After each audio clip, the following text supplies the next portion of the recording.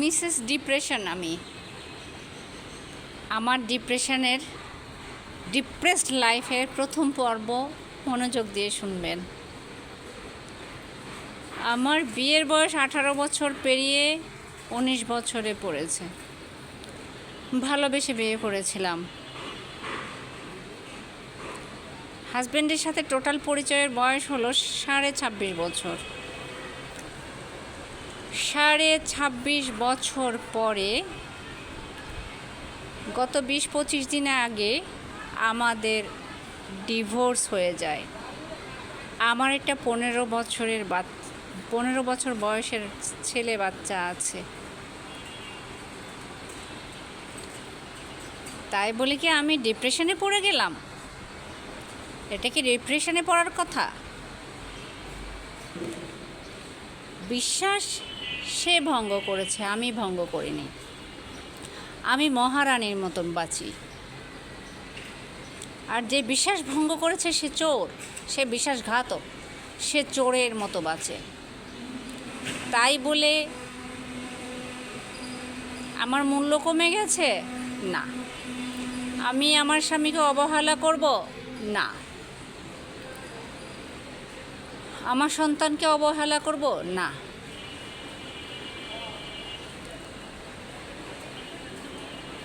আজকে আমাদের দুজন আমরা খোলা তালাক দিয়েছিলাম।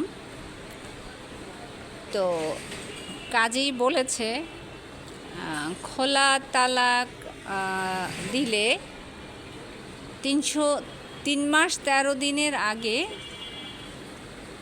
ওই তালাক কার্যকর হয় না, যতক্ষণ পর্যন্ত আমরা সার্টিফিকেট উঠাবো না। আমরা এখনও স্বামী স্ত্রী হিসেবে বৈধভাবে বসবাস করতে পারি।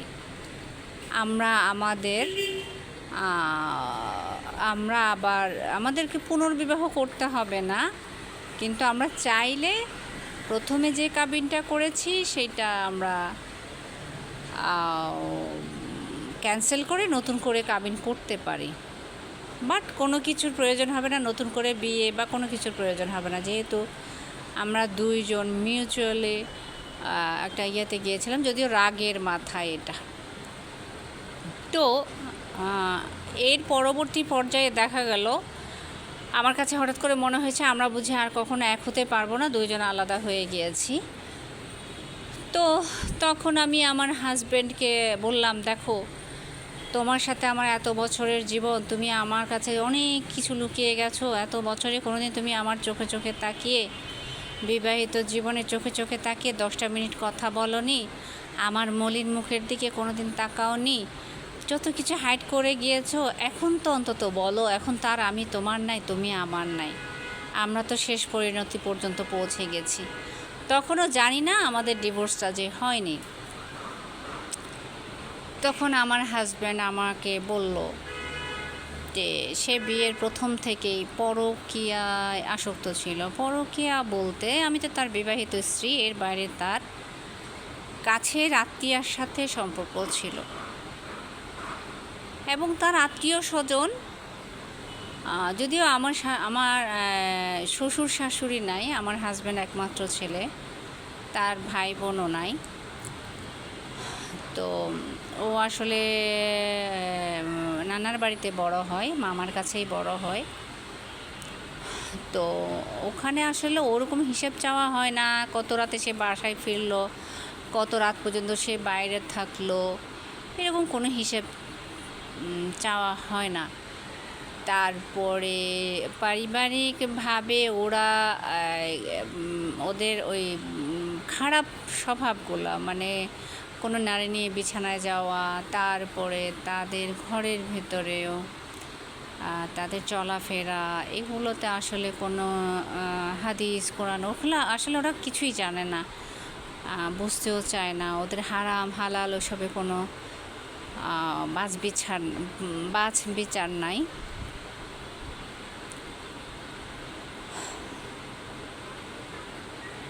তো আমার হাজব্যান্ডের কাছে মনে হয়েছে সে আমাকে ভালোবাসে বলে আমাকে বিয়ে করেছে, এবং আমার ফ্যামিলি ভালো, আমার চারিত্রিক বৈশিষ্ট্য ভালো, আমি অনেক উদার, সহজ সরল, খুব বিশ্বাস করি, আবার নিজেও বিশ্বস্ত ওর জন্য, সেই জন্য মনে করেছে আমি ওর জন্য পারফেক্ট একেবারে। তো কলেজ লাইফে আসলে আমাকে পছন্দ করতো, আমিও ওকে পছন্দ করতাম। আসলে আমি একটু হেল্পফুল টাইপের ছিলাম, তা আমি আসলে চাইতাম ওকে হেল্প করতে। ও যদিও আমার সাথে যখন পরিচয় হয়, ও আমাকে বলেছিল ও নাকি খুব দুঃখী, তার মা 4 বছর বয়সে তাকে বুক থেকে আলাদা করে দিয়েছে, সে মামার বাসায় থাকে, মামার বাসায় মানুষ কেউ তার খোঁজ খবর রাখে না, ওর মতো চলে, খেলো কি খেলো না, ভালো আছে কি ভালো নাই, মানে কোনো রকম কোনো খোঁজ খবর নেয় না। তো খুব স্বাভাবিকভাবে আসলে আমি একটু হেল্পফুল টাইপের ছিলাম, নরম মনের মানুষ, সেই জন্য আমি ওকে খুব পছন্দ করতাম, ওকে হেল্প করব। আমার কাছে মনে হতো যে আমি যদি কোথাও বিয়ে শাদী করে ফেলে, আমার যদি কোথাও বিয়ে হয়, তো আমি ওখানে থেকে আমার এই ফ্রেন্ডকে হেল্প করব। কোনো একটা সময় জানতে পারলাম ও আমাকে বউ করে চায়, আসলে ফ্রেন্ড করে চায় না, এরকম একটা কিছু। পরে নাকি ও তাবিজ কবচ আমার মাথার মধ্যে ছোঁয়ায় নাকি, আমি আসলে এগুলো কিছু চিনি না, তাবিজ কবচ এগুলো চিনতাম না তখন।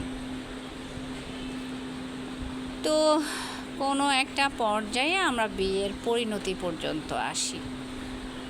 তো এখন আমরা অবশ্যই আবার নতুন করে কাবিন করব।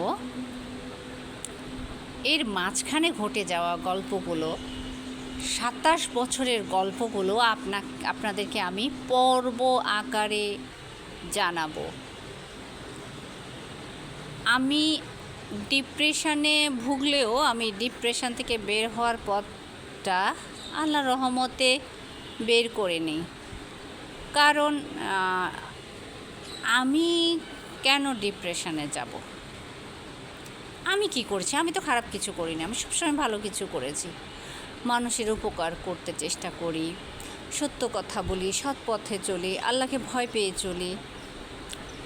পারতপক্ষে মিথ্যা বলি না, বছরে 2টা মিথ্যা কথা, 2টা বা 3টা মিথ্যা কথা, খুব হালকা বিষয়ে এরকম হয়তো বলি, যেটা না বললেই নয়। হাজব্যান্ডের সাথে না, সেটা বাইরের ক্ষেত্রে হয়তো নতুন কারোর সাথে পরিচয় হয়েছে, আমার কিছু ব্যক্তিগত বিষয় তাদেরকে তো আর বলা যায় না, ওইভাবে করে চলি। তো ওই জায়গা থেকে আমি খুব পরিষ্কার, আমি আসলে আল্লাহর সাথে কথা বলি। মানুষের সাথে মানুষের আসলে কখনো সম্পর্ক হতে পারে না, সেটা সাময়িক সত্য, ভালো লাগার, কাউকে ভালো লাগে, কারো উপকার করা, কাউকে সুন্দরভাবে বাঁচিয়ে রাখার চেষ্টা করা, এগুলোর মধ্যে কিন্তু প্রকৃতভাবে মানুষ বাঁচে। তো আমরা সংসার করিও আসলে কাউকে ভালো রাখার জন্য। বাচ্চা জন্ম দিয়ে বাচ্চাকে বড় করে তুলি নিজের সব কিছু বিসর্জন দিয়ে, কোনো একটা নতুন পরিবারে গিয়ে সবাইকে ঠিক ভালোবাসি। সবাই কিন্তু খুব সহজে আমাদেরকে জায়গাটা দেয় না, কিন্তু আমি আমার উদারতা দিয়ে আমি জায়গাটা ঠিক করে নিয়েছিলাম। বাট সবার কাছ থেকে ধোঁকা খেয়েছি। এমন অবস্থা, আমার জামাইকে অর্থাৎ আমার হাজব্যান্ডকে ওরা মনে করছিল যে হারিয়ে ফেলছে, সেজন্য তাকে অবৈধ সম্পর্কের ইয়েগুলো দেখিয়ে তাকে গ্রামের বাড়ির দিকে টানা হতো। এবং এই ব্যাপারে তার একজন মামি, মামাতো বোন, মোটামুটি ওদের আসলে ওদের নেচারটাই কেমন জানি মনে হচ্ছে, পুরো বাড়িটা একটা অপরাধ জগতের জায়গা। কারণ সবাই কোনো না কোনোভাবে অপরাধের সাথে যুক্ত। তো সেখানে তারা তাদের ভাগিনাকে ইনভলভ করে রাখার জন্য, আমাকে যেন ডিস্টার্ব করতে পারে, ভাগিনাকে যেন কষ্ট দিতে পারে, সেই জন্য এরকম একটা প্ল্যান করে রেখেছিল। আমার হাজব্যান্ড 30টা রোজা রাখার পরে, প্রায় 7-8 বছর, 30টা রোজা রাখার পরে আমি 3 বছর মতো মনে হয় গিয়েছিলাম। তো ওদের চলাফেরা, চালচলন, কথাবার্তা এগুলি খুব কেমন একটু নোংরা মনে হতো, মানে ঠিক কেমন যেন। তো এই জন্য আসলে আমি যেতে চাইতাম না। তাদের নোংরা বলতে, ওরা এঁটো পানির মধ্যে গ্লাস ধুয়ে খাবার দিত, আর খাবারগুলো খুব অবহেলা করে রান্না করতো। তারপরে ওরা অবশ্যই এভাবে অভ্যস্ত। মূল কথা হলো, আমার হাজব্যান্ডকে আমি আমার অগোচরে আমার হাজব্যান্ড লুকিয়ে যেত মাঝে মাঝে, আমি অশত খুঁজে ওকে পেতাম না। পরে হঠাৎ করে হয়তো ঘন্টা 2 ঘন্টা পরে ওকে দেখতাম, মানে কোনো এক জায়গায় হয়তো বলে আমি ওদিকে গিয়েছিলাম বা ওদিকে গিয়েছিলাম, এর কিছু একটা বলতো। কিন্তু একদম বিয়ের প্রথম থেকে আমি যখন যেতাম তখন দেখতাম আমার হাজব্যান্ডকে হঠাৎ করে আমি পাচ্ছি না, ঘন্টা 2 ঘন্টার জন্য, তারপরে কোত্থেকে হয়তো আসতো এরকম।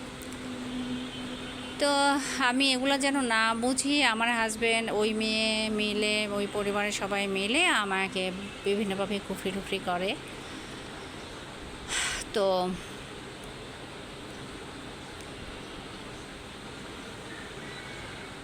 কুফরি করার কারণে আমি আসলে কোরআন শরীফ পড়তে পারতাম না, নামাজ কন্টিনিউ করতে পারতাম না, সূরা কালাম কন্টিনিউ করতে পারতাম না। সব সময় আমি অসুস্থ থাকতাম।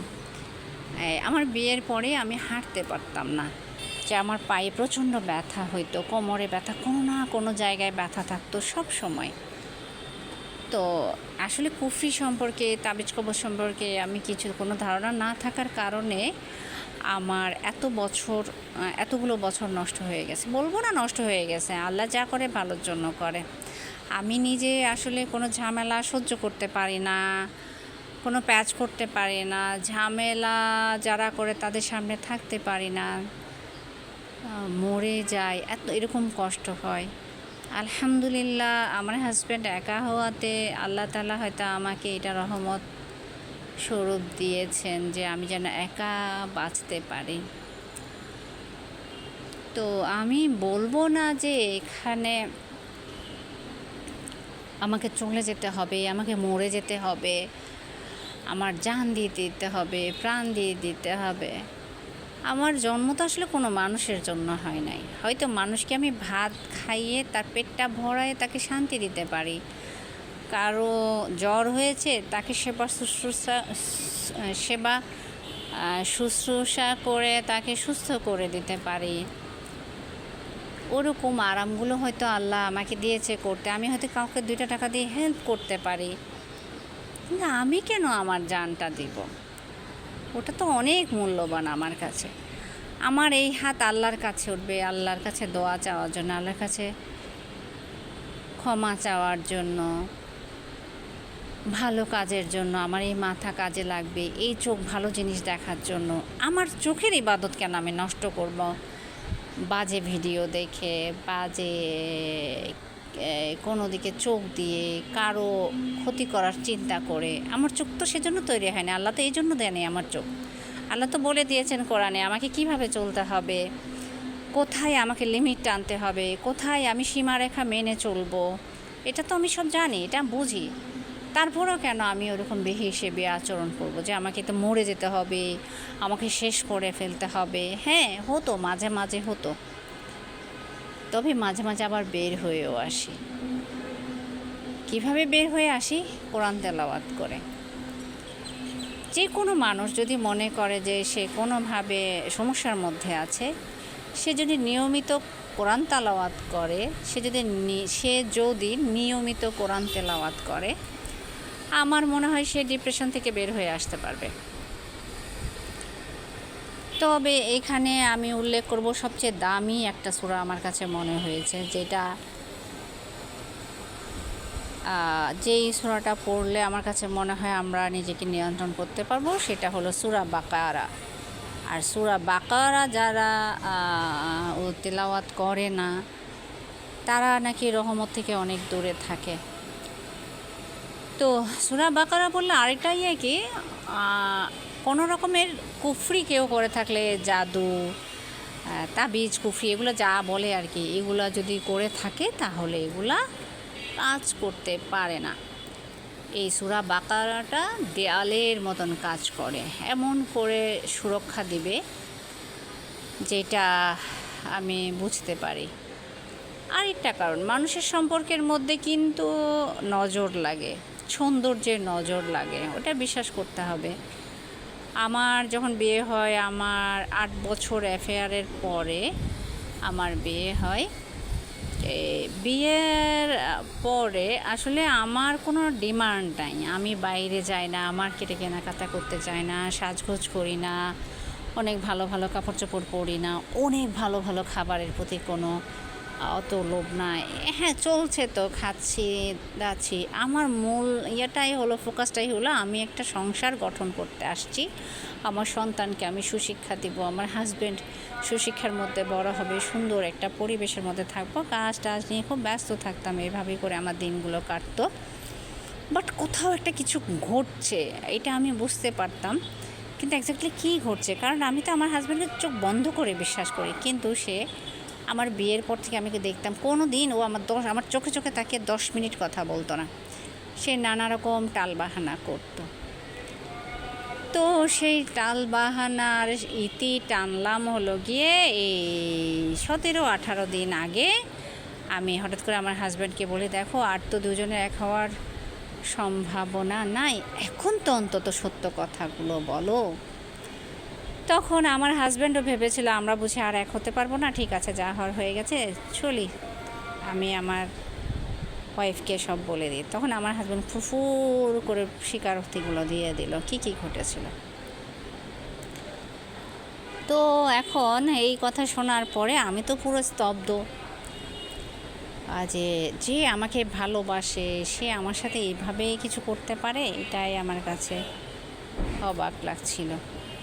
আর আমি আসলে এই হিন্টসগুলো কোথা থেকে পাই এগুলো আমি পর্ব আকারে বলবো, আমার কথাগুলো অনেক গোছানো না, আমি লিখে অবশ্যই কথাগুলো বলছি না, কারণ লিখে বলতে গেলে আমি লিখতে গেলে আমার কাছে মনে হয় মাঝে মাঝে শব্দগুলো অপরিচিত মনে হয়, এই জন্য আমি লিখতে পারি না।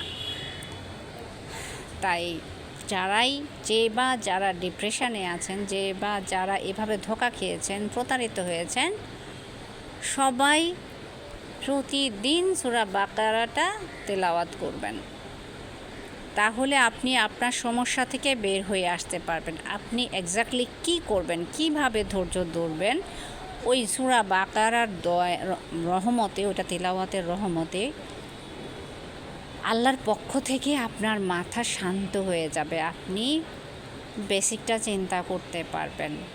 আর সেটা যদি প্রতিদিন 1 খতম করে হয় সূরা বাকারা, আজকে একটা খতম, কালকে একটা খতম, টানা 7 দিন বা 14 দিন খতম দেওয়ার পরে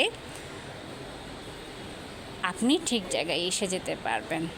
আপনার মধ্যে যে ডিপ্রেশনের কঠিন একটা অবস্থা হচ্ছে সেটা আল্লাহ চাইলে থেমে যেতে পারে। আমার নাম মিসেস ডিপ্রেশন দেওয়ার আরেকটা কারণ, আমি আসলে ছোটোবেলা থেকে খুব ডিপ্রেশন নিয়েই বড় হয়েছি। কীভাবে, আমার যখন 6-7 বছর বয়স, আমরা 3 বোন, তো বোনদের মধ্যে আমার গায়ের রঙটা অনেক বেশি উজ্জ্বল থাকার কারণে আমার আম্মা কাপড় চোপড় পরার বেলায় আমাকে খুব ডাক দিতেন, এই কাপড় পরবা না, ওইটা ও পরবে। আমার বড় বোন একটু শ্যামলা ছিল, সেই কারণে আমার মা আমার গা থেকে জামাটা খুলে নিয়ে ফেলতো। এই ধরনের ঘটনাগুলো ঘটতো, হার হামেশা ঘটতো। তো ছোটোবেলায় সবাই মোটামুটি আমাকে খুব আদর করতো, সুন্দরী সুন্দরী এগুলা বলে।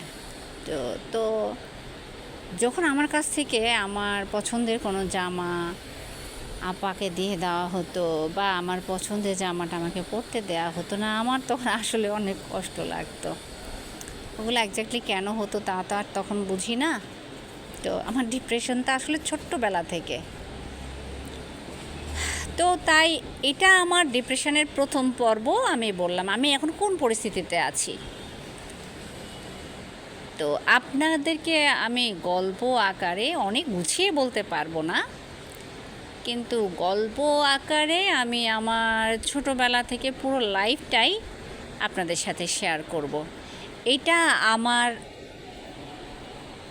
মিসেস ডিপ্রেশনের প্রথম পর্ব।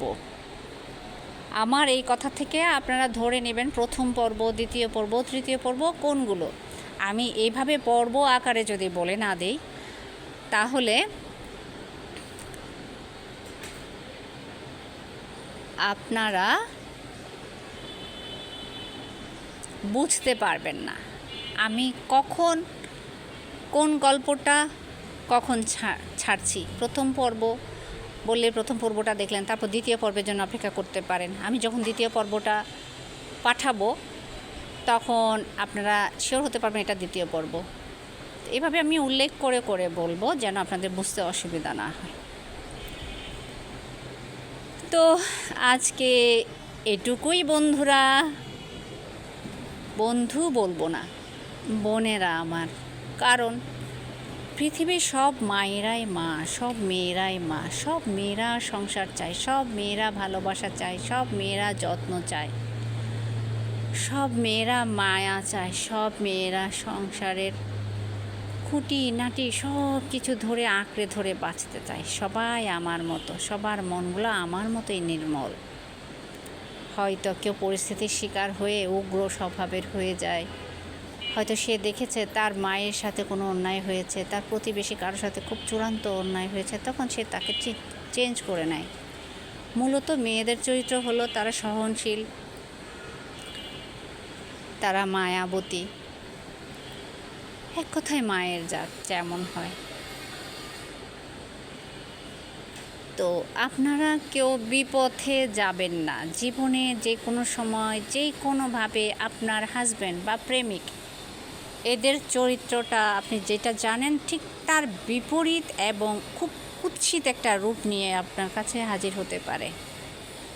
ভয় পাবেন না, সাহসের সাথে মোকাবেলা করেন। আপনি বাঁচবেন আপনার আল্লাহর জন্য, আপনার সমস্ত কর্ম জুড়ে আল্লাহ থাকবে, আর কেউ না। হ্যাঁ, তাই বলে আপনি হাজব্যান্ডকে খুশি করা বাদ দিয়ে দিবেন না, সংসারে মনোযোগ দিয়ে বাদ দিয়ে দিবেন না। হ্যাঁ, ওটা সাময়িক বিধ্বস্ত আকারে আপনি থাকতে পারেন, সাময়িকভাবে আপনি বিপর্যস্ত থাকতে পারেন বা ওই কাজগুলো থেকে দূরে থাকতে পারেন, কিন্তু একেবারে ভেঙে পড়বেন না। আপনি কোরআনের মাধ্যমে আল্লাহর কাছে সাহায্য চান। আপনি মনোযোগ দিয়ে কোরআন পড়েন, আল্লাহকে ভালোবাসেন, মানুষকে নয়। মানুষকে ভালোবাসবেন না, মানুষকে যত্ন করবেন, নিজেকে যত্ন করবেন, সবাইকে শুধু যত্ন করবেন, শুধু ভালোবাসবেন আল্লাহকে, বিশ্বাস করবেন আল্লাহকে। পৃথিবীর কাউকে কখনো বিশ্বাস করবেন না, নিজেকে বিশ্বাস করবেন আর আল্লাহকে বিশ্বাস করবেন। কখনো আর মরে যেতে ইচ্ছে করবে না। আর আপনার কাছের মানুষটাকে চিনে নিন, সে কেমন। যদি না চিনেন, হয়তো আমার মতো ধোঁকা খেয়ে যেতে পারেন। 26.5 বছর পর এসে হয়তো স্বামীর মুখে শুনতে হতে পারে, তুমি বোকা তো, তাই তোমার সাথে আমি এমন করেছি। আজকে এ পর্যন্তই। সবাই মতামত জানাবেন, অনেক খুশি হব। আর আমার চ্যানেলটি সাবস্ক্রাইব করে দিবেন, লাইক, ফলো, শেয়ার দিয়ে দিবেন। Thank you. আল্লাহ হাফেজ আমার প্রিয় ভাই বোনেরা।